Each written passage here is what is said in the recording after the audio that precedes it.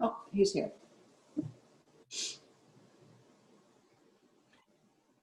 Can you hear me? I can hear you. Okay. Good All morning. right, so good morning, thank you. I do not expect Bill to join us. I'm sure it wouldn't be impossible, but I really wasn't expecting him. And it is 7 a.m., so to respect everyone's time on this holiday weekend, I will call the meeting to order at 7 a.m. on Thursday, December 31st, 2020. We're meeting via Zoom and live in the conference room. We have present board directors Meal by Zoom, Rosendahl by in person, Nagel and Thorpe also via Zoom. Also present as administrators today, we have Dr. Steinhoff, April Herring, Brandon Beta is with us, and Anna Sell, and there are numerous others, other staff members and county health personnel. So with that, I'll call the meeting to order. We'll rise to say the Pledge of Allegiance, please. I pledge allegiance to the flag of the United States of America and to the republic for which it stands, one nation under God, indivisible, with liberty and justice for all. Okay, with that, I don't believe we need to approve the agenda as it's a special meeting and the agenda can't change. So the action item today is to consider a change to the Oaks Public Schools restart plan. Dr. Steinhoff, would you lead us in your recommendation? Yes. Good morning, everyone. I think that the two big pieces from the information that you have in the packet is that we need to have a blessing of you as the board from the information that we have in there regarding how we will better enforce mask wearing. And this really came about, you know, when we had the last meeting and I asked you for some help and some guidance on how we can ensure that we're not having kids, you know, leave us through close contacts that are always wearing a mask, and then the kids that don't, and we end up making an adjustment that went against what the guidelines are of Dickey County Health as well as the state health department. But what we have in here, and Mr. Beta, Sonia and I met with Mr. Beta and Mrs. Sell, and Mrs. Sell really does not have an issue with mask enforcement in the elementary. That's been going well for her and her staff. In the high school, our problem area is in some classrooms, and it's simply kids just refusing to wear masks.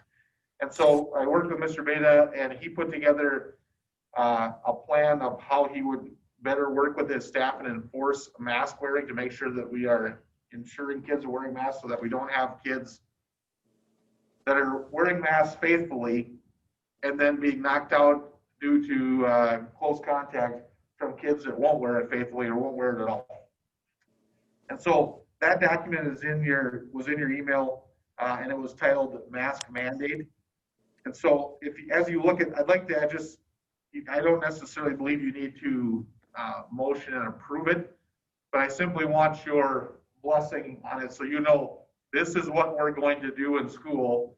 This is what we're going to do to better enforce, and what we'll do if kids refuse to wear masks. Or, well, we don't believe we'll have a refusal of staff, but and ultimately what this says is that if a student chooses and is unwilling to wear a mask, they will be offered a mask. They will be reminded about it. If they still choose not to, they'll be sent down to Mr. Beta's office. He'll have a discussion with them, and ultimately they all have a choice. Wear the mask, or we'll provide you with an alternate education that would be virtual. So that's the one piece of this of the meeting. And like I said, I don't necessarily know that we need to have it approved by you. We could if you choose to, but I definitely want you to know about it, and we want your blessing so that as we enforce this, we're all on the same page of how we would enforce it. So that's the one side of it. The other side of it is the restart plan, and my recommendation is to simply strike out that language on page 5 that says that we will only do close contacts, or we will only quarantine people that are not wearing a mask. And crossing that out would take us back to in line with Dickey County Health as well as North Dakota Department of Health, and ultimately would take us back to what we've done the entire time with our mask requirements, with the exception of just this last change. So at this point, I'd answer questions from you.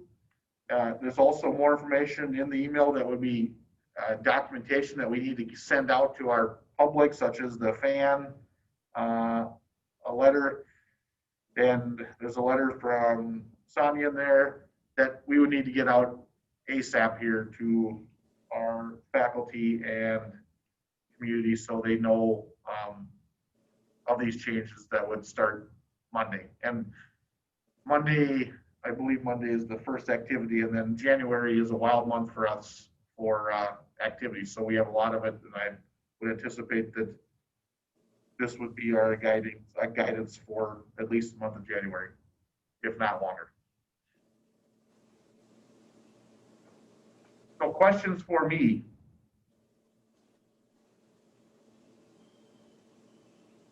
Board members, any questions? Yeah, my question is on the mask mandates, the file that's sent over by Mr. Beta. The students refuse to wear a mask, they will be directed to take online classes. Is that like an ultimatum? That like ironclad, you're gonna wear a mask or you're out of school? Is that what we're saying? Or is this just kind of a suggested thing? From what I'm understanding, we want all the kids 100% to wear masks. So it will be you're either going to wear a mask 24/7 in our school building, or you got to go find somewhere else to achieve an education. Okay, I just wanted to be clear on that. Okay. Now, when you say 24/7, that does not include physical activities. Is that correct? That is We don't know the correct. answer to that. That is correct. We would not change, because even the guidance from the Department of Health is to it's not recommended to wear masks during strenuous activity. So we wouldn't have that to change during PE. This isn't going to change, recess either.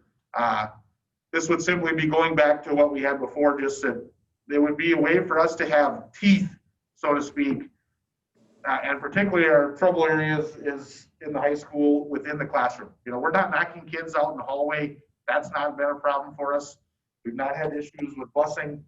It's primarily been in the hallway. So this would simply be a way to enforce, to make sure our kids are wearing their mask, and our trouble areas is in the classroom. That's where we lost kids last.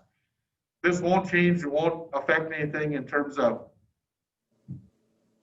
sports or activities. We're not going to be able to change that. So if kids are playing, they're not going to be wearing masks. Obviously, they won't be wearing masks when they're competing or when there's strenuous activity in practice.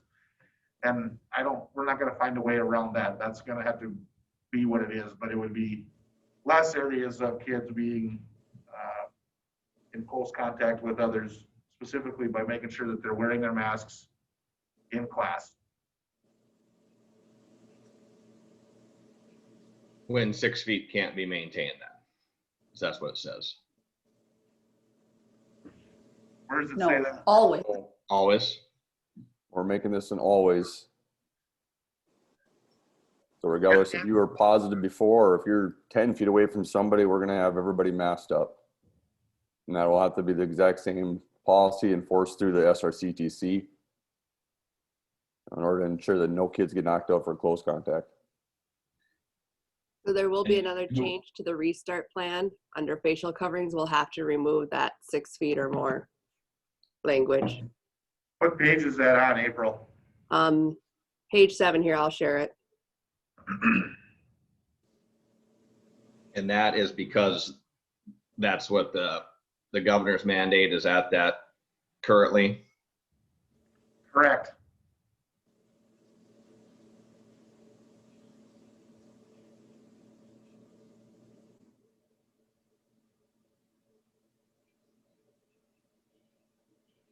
So that highlighted area will say required. I'll strike out the rest of it.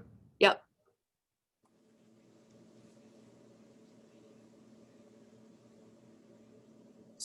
So that change is recommended for the restart plan. And is there another change recommended?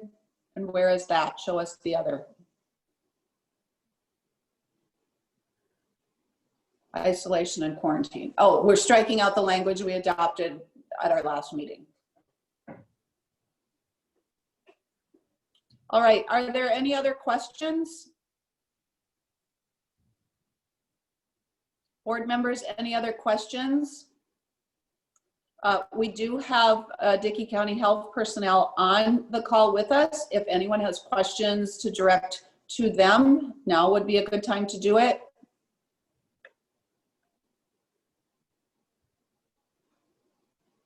Also, board members, in your packet, there was an email from Director Schmitz, who of course is not able to join us today. Of course, I would have rather had all board members present for this, but it wasn't practical for him to be here. And so you can see his support of making a change to this. He will not be able to vote, obviously, but I wanted all of you to know what his thoughts are on this change.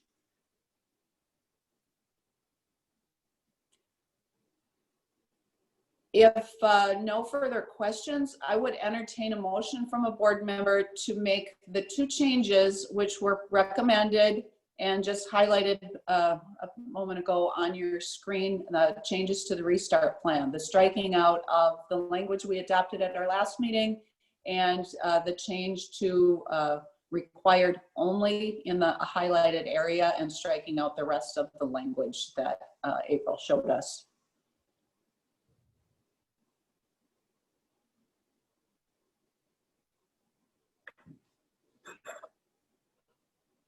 I'll make the motion. Nagel moves to approve the recommended changes to the restart plan. Is there a second?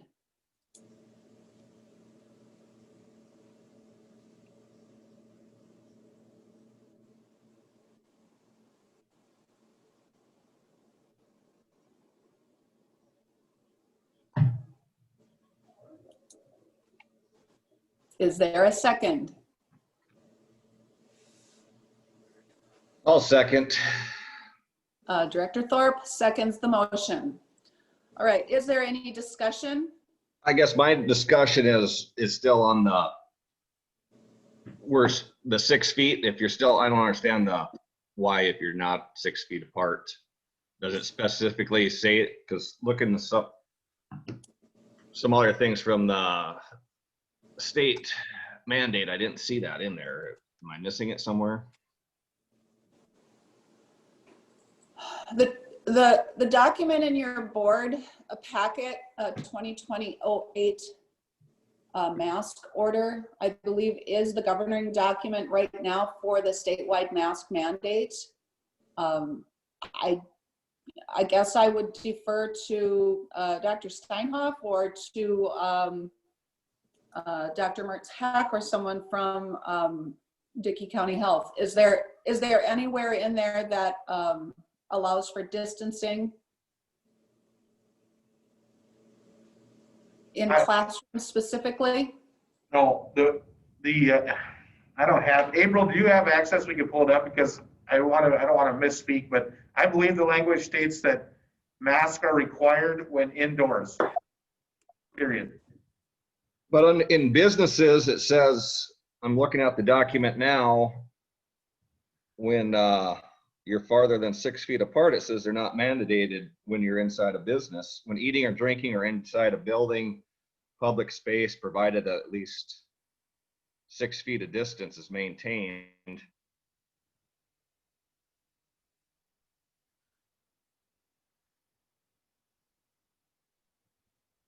There it is.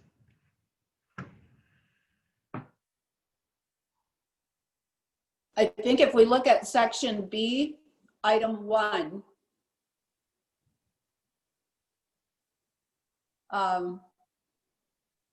right there,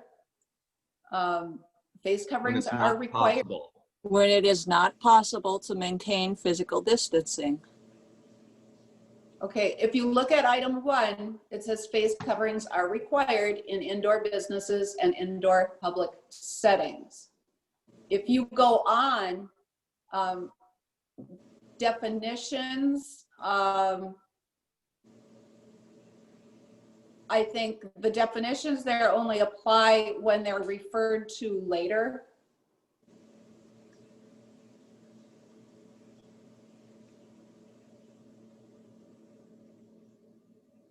Good discussion. I appreciate the questions.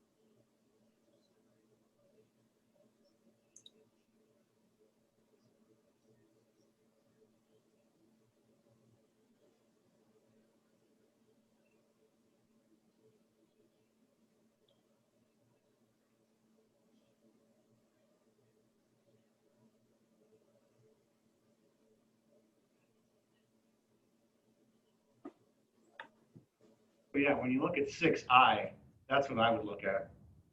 When they're up, when the individual is alone in an office or room where physical distancing is maintained or enclosed area. So I don't know, that's, I guess it doesn't say 6 feet, but again, it's basically saying that if you're by yourself, why are you going to wear a mask? So.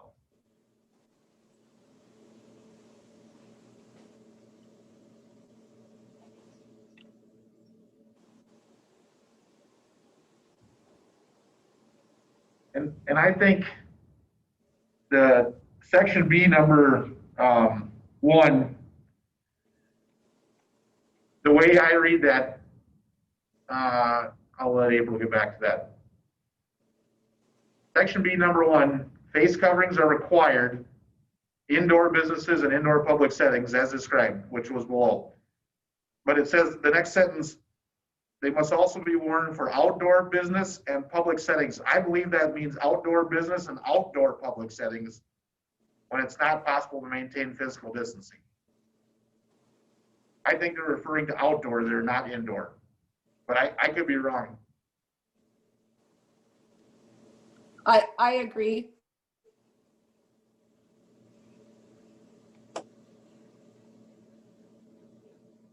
The real issue that I have as the superintendent to be able to explain to families and explain well is when a family calls me, and I had this, and said, how can my child be a close contact and be knocked out of school and knocked out of activities when they wore a mask the entire time? And there is a statewide mask mandate, which you are required to follow as a school district, but you're not. And you're telling me that because you're not following it and you're not making other kids wear their masks, now my child has to suffer for something that you should be doing. And I have no answer for them other than to say, you are right. I am sorry. We need to do a better job.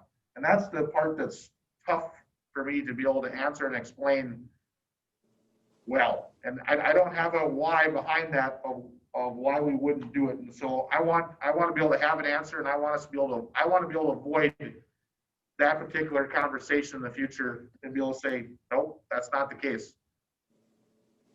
And I want to be able to support that, Craig. I just wanted to see if there's any way to still maintain everything that we're doing if, so say we have the small classroom and the students are spread out. If they need to take a break from it during the day, you know, and still be in compliance.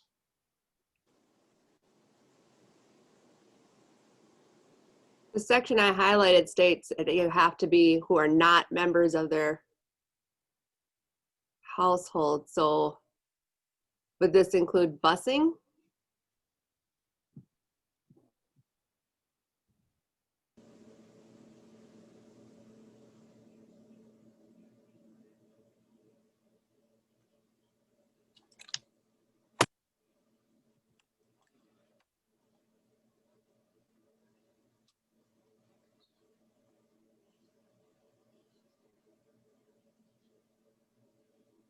Well, in busing, kids are expected to wear masks, and we've not had kids that have been identified as close contacts through our busing. So as of now, that's not been an issue, and I would anticipate that not becoming an issue. But wearing a mask is important. But when the bus seating arrangements were put together this fall, they were put in familiar groups originally, and to my knowledge, those have not been modified.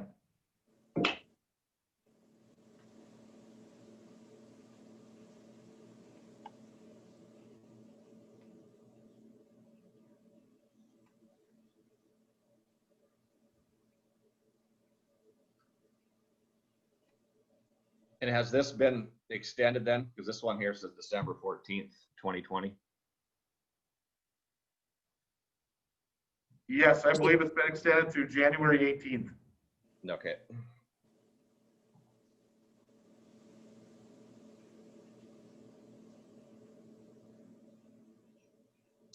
I guess that answers my question. All right, are there any other questions?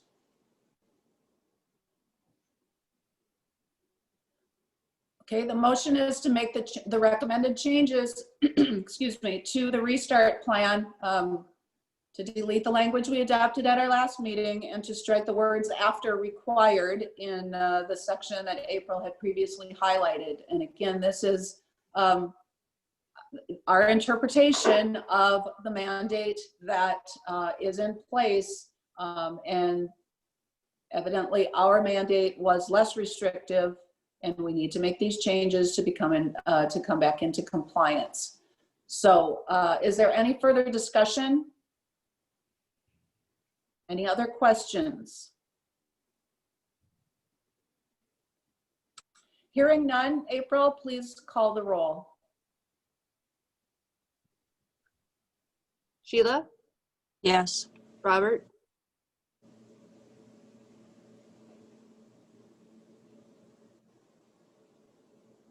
Robert, Oh, yes. Ryan, I thought you heard me. Yes. and Sonia. Yes, the motion passes 4-0.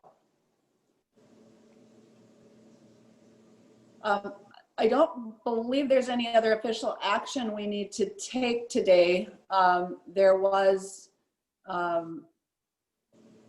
proposed communication letter in your packet from Dr. Steinhoff, specifically intended to be shared with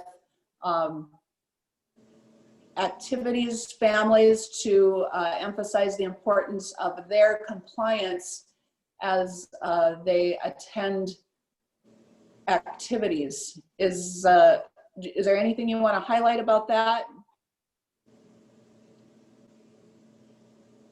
Dr. Steinhoff, or any questions from board members? I would just, not question, but to highlight, you know, we had the email from last time that I was part of. People do not know, I did not know that food and drink were not allowed at games, that if you brought your own, because there was people at the door saying, yeah, bring this in. Then we had the complaint afterwards.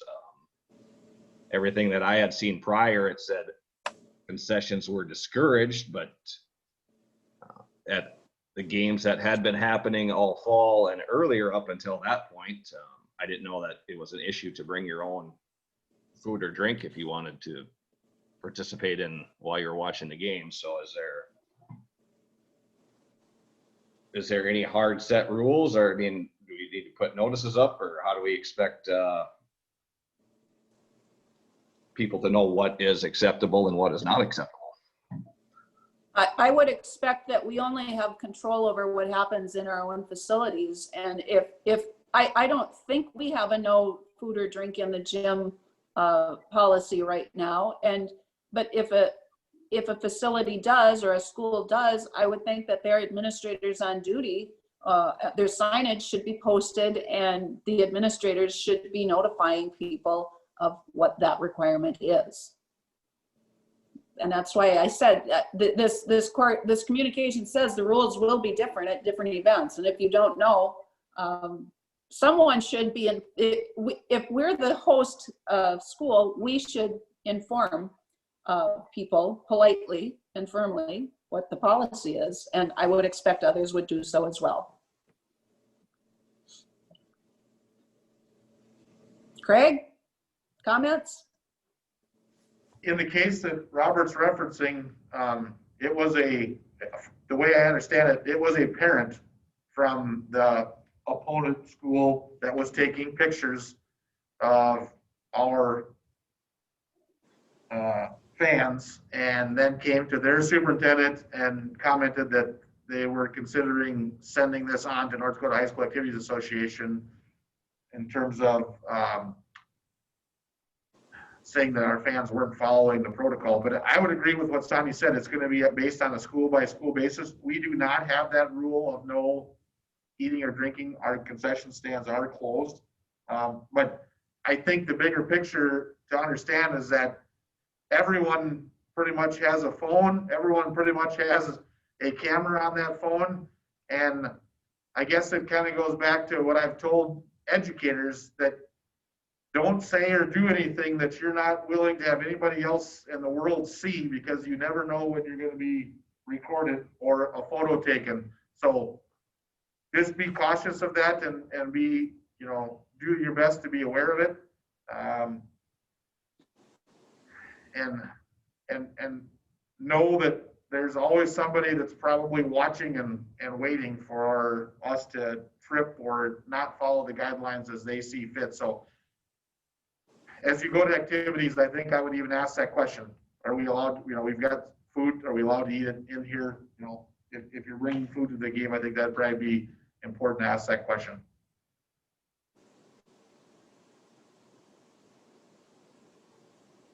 Okay, and you're not asking for approval of this, but if anybody has input, please share it now. Yes, we'll put it on letterhead and send it out. I'll work on getting it out today, if possible. I need to work with Maureen on getting some of that out, but also our staff needs to know about these changes.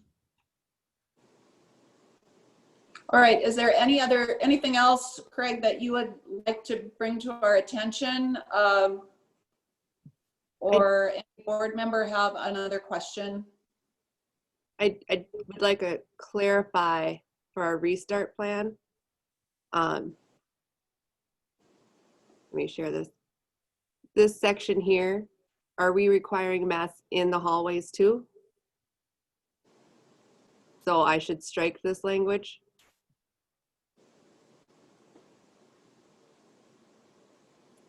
I think you have to. Okay.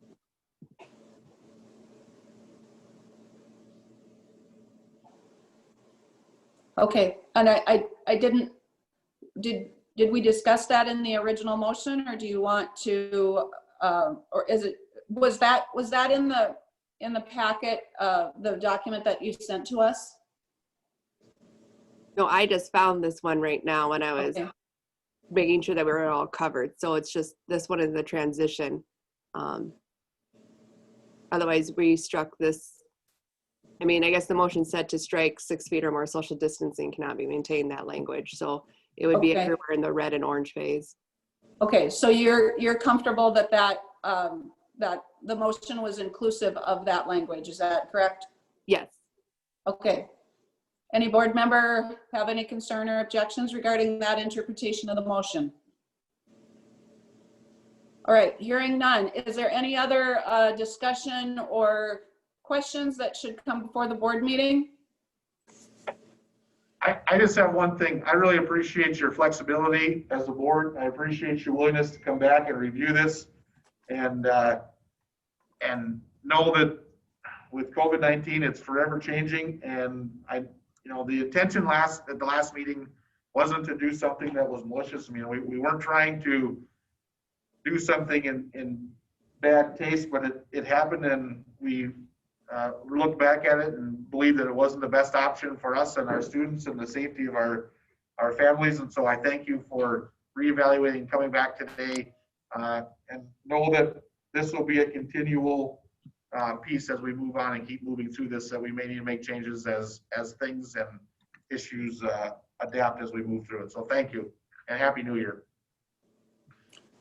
Thank you. And thank you, board members and everyone, staff and all that joined us this morning at this special board meeting. I appreciate your willingness to come in and address this situation. I will declare this meeting adjourned at 7:31 a.m. Thank you.